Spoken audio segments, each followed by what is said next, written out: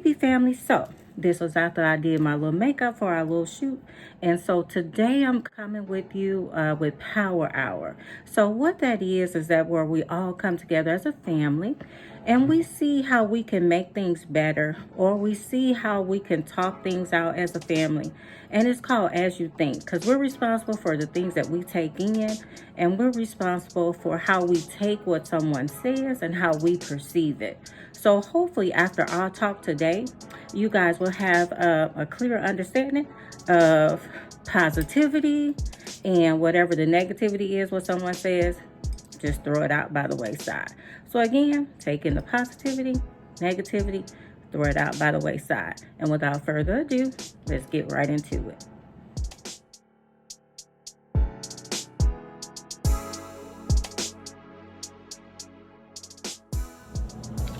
Okay, Chad. So today's Power Hour is all about how to not let others affect your happiness. So one way that we cannot allow a person to affect our happiness is create a boundary. You're pretty good at trying to set up your boundaries and create those boundaries. So what are boundaries? So how can we set up boundaries so that a person cannot affect our happiness? And that can mean all sorts of things. Like sometimes people invade your privacy, where they touch your things when they're not supposed to touch your things. Sometimes you might have a device.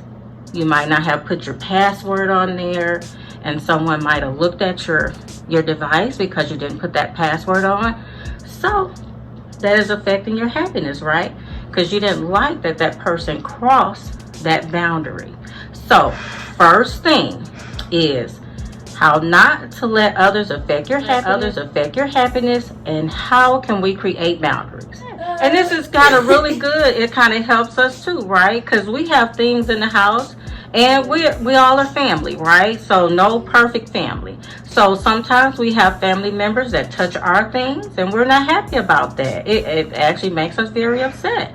So when we're not happy about those things, the best way to set up those boundaries so that person don't affect your happiness is first creating what we call our circle, right? So whatever is inside this circle, you're not supposed to touch.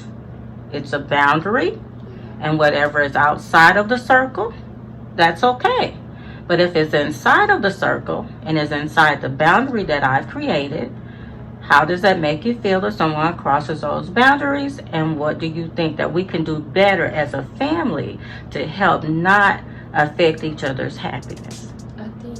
I think we're good. A lot of the things is just some people. That's true. We have some people in families have those sticky fingers, you know. Some people just don't like to respect space until somebody is in their space. So if you don't like when somebody comes in your area, your spot, and they're all up in your business, why do it to other people? True. So the best way for what you're saying is treat others the way that you want to be treated. Yeah. So if you respect me and not cross over into my circle and my boundaries, then no one should cross over into your circles and your boundaries. We not all understand that, right? So at those times when your boundaries are crossed, how do you perceive that, and how do you help with expressing to the other person, hey, you just crossed over into my space. This is something that I didn't appreciate, and moving forward, can you respect? Yeah, it just depends on the person, because I have anger issues. So I prefer to go to like somebody older than me that knows what they're doing before I handle any situation on my own, because I know how I get. So if you're the type of person that got anger issues, maybe you should just go to somebody that can do something about it and talk about it, in case you're not able to talk about it at the moment. Oh, awesome. So seek out help. Yeah. Okay, perfect. Okay, so Chaz, that was our how to create boundaries. So, how do you share your feelings? Like if someone makes you unhappy and they affect your happiness, how do you share your feelings? So, when someone gets under your skin, as they say, we can spend a lot of time, mental energy, thinking about it instead of what? Perfect. Instead of arguing, we can share with that other person how that other person hurt your feelings or what that other person did that affected your happiness and made your feelings turn from happy to sad. Just communicate about it instead of arguing. Talking about it is a lot more easier than yelling at each other back and forth. Okay. So that's Chad's perspective on share your feelings. So live in the moment.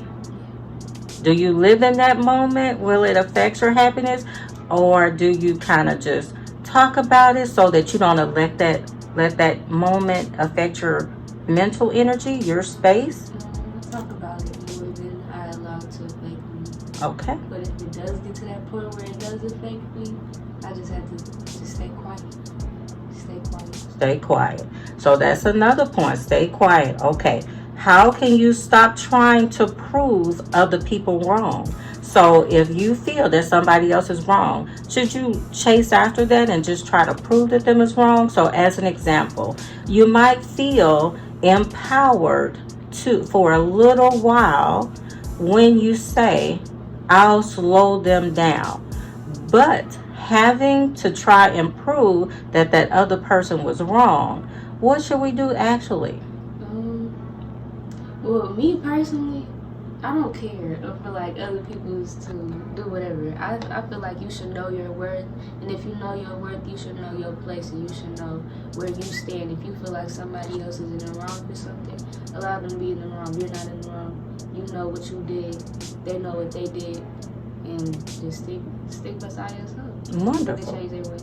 Absolutely. So how do you take responsibility for your emotions? As an example, coming up with the solution before your emotions, okay? Even have a chance to evolve into a negative emotion. How do you decrease that? And what help elements that you use to turn that negative into a positive? Coping skills. Perfect. So take responsibility for your own emotions by using your coping skills. Perfect. So get comfortable being alone. Is that a way how you not allow people to affect your happiness? You're comfortable in your space. Yeah, I guess. Okay. So getting comfortable in your own space. Just sit and listen to your thoughts. If you can't love yourself, respect yourself, you can't love someone else and respect someone else. So the way you do that is, like you said, get into your own space. If you like some music, if you like to listen to other positive affirmations, positive reinforcement, get that back into your spirit, right? So that you will be able to fill your spirit up so that you don't allow that negativity in to make you unhappy. So how do you accept responsibility? How do I accept responsibility? How do you accept it? So as an example, accept responsibility. Lastly, accept alone, have the responsibility and the power to affect your happiness. So your responsibility and how you allow that person to affect your happiness and how you allow that person to make you feel, you're responsible for that, right? No, I don't allow nobody to make me feel any kind of way. I allow myself to do what I do. Perfect. In order to, So if you allow that person to enter to that space, that's you kind of allowing them in. Allowing them in. So how would you not allow them in to get into your personal space? Kill them with kindness, I guess. Okay. So just treat them kind, and is it better to like set that Boundary. boundary first. I mean, you should always set boundaries, like before you even meet a new person. Mm-hmm. In general, you should always set boundaries. But I don't allow people to get me angry, and if I do, then that's probably something I need to talk about with them one-on-one. Okay. So another way of how not to let someone affect our happiness is challenging our own thoughts. So challenging your own thoughts. People can upset us with their actions. For example, if your friend is late to your lunch appointment, or if you're late getting to work, you feel like your friend has made you late getting to work, you're not in the wrong if you challenge that thought, right? So how not to let that make you happy? You challenge that thought that you're unhappy about how that person made you feel, that they made you late from work, and then how would you address it? Would you address it so excitedly, so upset, or would it be calm and express to that person your emotions of how that made you feel with being late? Or would you just accept that responsibility that you could have done something that would have prevented you from being late? I would take responsibility for it because I'm relying on somebody that I know is going to make me late. Perfect. Last but not least, how do you remove yourself from a situation? When that situation is making you unhappy, you know it's not good for you. It's time to get in your car. It's time to make those wheels roll, and it's time to roll out. So how do you remove yourself from that? So as an example, not in a selfish way, but in an emotional, positive way. You don't need others to be happy for you. You can be happy for yourself. It's one of your paradoxes in life, right? Yeah. Just do. That's all you gotta do. Just leave. Just do. It's not that hard. Just do. Just go.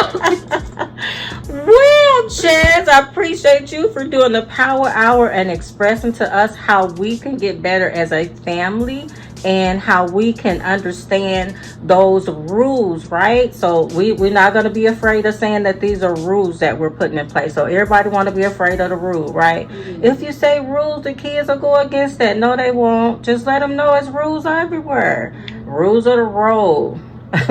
Rules of this. So we have to understand that the rules in life is not a negative at all. Rules in life is strictly positive, okay? Because they're set in place for a reason. And if we all respect them, we'll all get along better, right? And we'll be able to keep that circle closed and not open. Safe to say? Well, thank you, Chaz, for doing the Power Hour. So, recording. Were you recording? Okay, so Ashley, today we're going to go over how to not let others affect our happiness, and how can we as a person genuinely understand that we have the same responsibility to ourselves that we have to the others. So if you respect and love yourself, you can respect and love someone else. And how can you not let others make you unhappy, and how can you refrain yourself from making someone else unhappy? How can you not break that family circle? So that as a family, we are diverse, right? We all come from different backgrounds. We all learn different things. So we should take what we've learned and we should share and help someone else. We shouldn't try to make our family feel unhappy. We shouldn't try to cross our family boundaries. We should understand that our family, it has boundaries for everyone, and we should respect those. So the first thing, how do you create boundaries? And the boundary is so that we're not allowing anyone to affect our happiness, and we're not affecting anybody else's happiness. So how do we create a boundary to help us with that? How I think that you can create a boundary for yourself and for others is like put your foot forward, like basically step and be like, hey, back away, or you could walk away from them So what you mean, like put your foot So like back away? Um, Now you creating a boundary. So basically, what I mean by that is like when you're telling them, when you're creating that boundary and you mean that boundary, you can keep your foot forward and basically let them know, hey, what your boundaries are. Okay, so creating boundaries meaning not allowing someone else in. But if you're putting your foot forward and you seem as though you're lunging at someone, that's not going to make them feel very happy. That's is not what it? I mean, Mother. I meant Well, this- we gotta figure this out because in family we don't need to step forward to anything. We need to be backing back, and we need to be saying, "Hey, don't come in my boundary. Don't come in my circle." So rephrase this. So basically, how to set a boundary for yourself and for others is space and bubbles, basically. Create your bubble. Create your Is bubble. that what you're saying? So don't bust my bubble. Basically like that. Like SpongeBob, don't bust my bubble. Don't bust my bubble. Okay, so SpongeBob say that? how can you don't want anybody to bust your bubble, so why is it that sometimes your family members feel that you come over and you tap on that bubble? So is that right? No. So how can we refrain from tapping on your family bubble because you don't want your family to tap on your bubble? So how can we stop tapping on each other's bubbles? How you stop tapping on each other's bubbles, in my opinion, is just to leave them alone and let them be them and let them have their own space and let them do what they want to do. Like, don't bug them about stuff that they don't want to do or like push them to do stuff. Another thing is like give them a lot of space. If they ask for space, back away and give them space. That's another thing that I think that would be good. Okay, so there we go. And how do you share your feelings? So if you're unhappy about a situation, how can you better share that with your family? And we want to share it in a positive way so that our family member knows, because they might not know that something that they've done has, rubbed you the wrong way, or had you feeling a certain type of way. So how can we express that in a good way so that we can continue to keep that family circle closed and tight knit, and so we could just share love, So how can we share our feelings that, hey, I'm unhappy about so-and-so, but still take responsibility for our own feelings, because we have to take responsibility on how not to let the other person affect your happiness, right? Right. Okay, so how would you share your feelings? Me personally, I would come to an adult or to a sibling or whatever and talk to them about how I feel, like if I'm upset or if I'm sad or something or depressed. I would come to an adult or a sibling to express myself and how I feel. So would you come to them in an emotional state? No, Or would you kind of calm down I would first? kind of calm down first and then come to them and then talk to them about it. That's pretty much what I would do. Okay. So how do you live in that moment? So should we live in a moment of unhappiness, or should we live in a moment where we find things that will make ourselves happy? So do you live in that moment? Okay. So identify the things that are most important to you, okay? And live accordingly, okay? So if we live in that moment, that means you're living accordingly to what you set, right? So we set those boundaries. We're not gonna bust nobody's bubble or push anybody's bubble. And nobody should push our bubble. We're gonna take responsibility for our own actions. We're gonna create those boundaries, and we're gonna show positive feelings. And we're gonna try to share those feelings in a positive way, right? Okay. So how can we stop trying to prove another person wrong? So if you feel that this person is wrong and you feel that person, you're right, do you have a reason to try to prove to somebody that they're wrong? No. Okay? Because the way that person might perceive it, they could be right. And the way you perceive things, you could be right. That's just like a law, right? You have ethnic law and you have all this other type of law. So ethnically, somebody might do something. Everybody might feel like, oh, that is just so wrong. It shouldn't go that way. But then the law might have it a whole nother type of way where that person might not be wrong. You see what I'm saying? Yeah. So I'm just trying to give you an example how everybody cannot always be right. Sometimes it's okay to agree to disagree and try to find a medium and try to talk it out and not try to prove to that other person that they're wrong and you're right. Because sometimes that does not always lead to happy feelings. And we're responsible for our own happiness. Is that safe to say, or did you have anything else that you can add to that would help somebody else? That's safe to say, but something I can add to that is just to walk away from them, let them think that they're right or wrong. Don't tell them, pretty much don't bother with it, just lie to yourself and let them be them and let them think that they're right or wrong in their own situations. Okay, all right. So how do we take responsibility for our own emotions? Don't let others make us mad, or Don't let others make us mad. So Yeah. let me try to give you an example. So coming up with a solution. Okay, so you have a responsibility for your own emotions. It's not about letting someone else enter into that space that can create your happy or sad emotion, right? Because if we're all respecting each other's boundaries, we done created that bubble. We done advised, hey, I share my feelings. This is so-and-so. Unfortunately, I didn't like that, or that didn't make me feel, okay. And so that other person might say, so what if they didn't make you feel okay?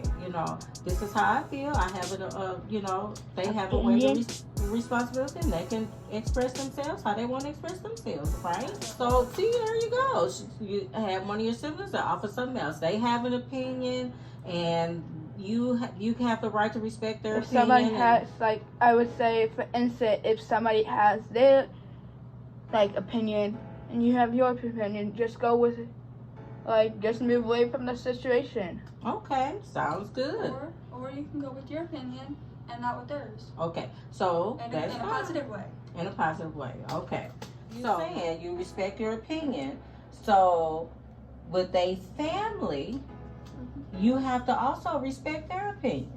And you have to respect their opinion in a way that it's not causing you to have that emotion that would allow you to go over and try to bust their bubble. Is that safe to say? Yes. Don't pop nobody else's bubble if you don't want anybody to pop your bubble. We have to all do what? Treat others how as we would like for them to treat us, okay? Basically, if we want respect, we gotta show respect. Okay, there we go. So, getting comfortable with being alone. That's hard for me, honestly. Being alone, I like to actually be together with family and stuff. So me just being alone, doing me, it's kind of hard. And so sometimes I do bug people a lot because I don't like being alone. But I gotta learn that one day in the future I'm gonna be alone by myself. So I gotta understand.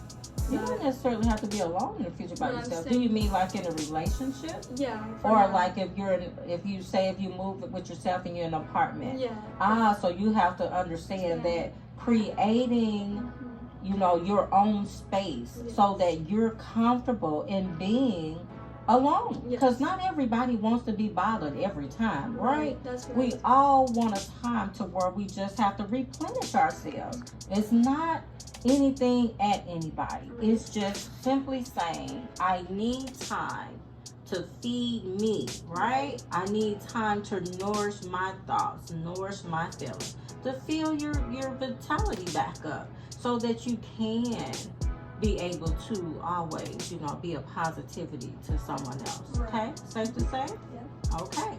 So how do we accept responsibility? How we accept responsibility is by taking on what you need to do in life, what I mean by that is like if you, let's say if you get on your own and you have to pay bills, that right there you have to take a responsibility and pay those bills and make sure you keep your lights and stuff on. You gotta have that responsibility. Okay. So That's a good you're one. responsible. That is really good. You have to be a responsible adult, and that's taking responsibility to take care of those things that you need to take care of. Perfect. So how do you challenge your own thoughts? So when you have that thought, oh, I'm gonna go over there and I'm gonna bug Suzanne. I know Suzanne says she don't want to be bothered, and she want to play on the video game, or she want to color, or she just wants to lay down. She needs to relax. She just got home from work or school, and she just wants some me time. How do you challenge that thought when you That's just how want I to go feel over about there it. and affect Suzanne's me time? How do you challenge that thought? Because how does it work? Tell me. So when you're having that thought, is it that they look too good? Is it that they look too comfortable? It's like they look too comfortable. And you just need to interrupt it. Yeah. Just go over there and pop that bubble. Sometimes. What is that thought? How can you challenge that, pop that bubble thought, so that you won't affect that other person's boundaries? Stop popping bubbles, Ashley.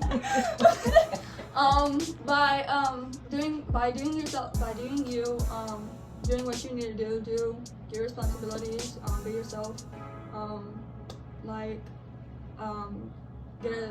Let's say for example, like apply to jobs. You could do that as an example, like the challenge and stuff. Or So do you mean challenge your thoughts by finding something else to do to take your mind yes. off of that thought of interrupting that person and having that good moment Yes. to where they got their music on and they doing them. Okay. How do you remove yourself from a situation? So we'll go back first. We're going to hit that challenge your thought.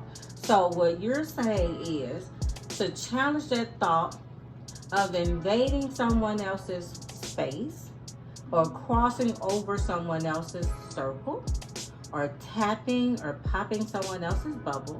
The best way to challenge that is to find a different thought process to allow you to find something else to do that's going to take your mind off of popping that bubble. yes, that's what Okay, all right. So how do you remove yourself from that situation? just walking away and coming asking, like let's say for example, if like you want to color or something, like if you have like a coloring book, you can walk away from the person and you can just go color, or you can go draw or something, or you can go read and walk away from that situation and go do you time or something like that. Go to you time. Okay. So removing yourself from that situation, you advise. So do we need like a red stop sign? Do No. we need symbols? No. Something physical? So say if Suzanne is laying down, listening to her pop, hip hop, pop, rock, whatever, R&B, K-pop, J-pop, Random T-pop, music. whatever, all that.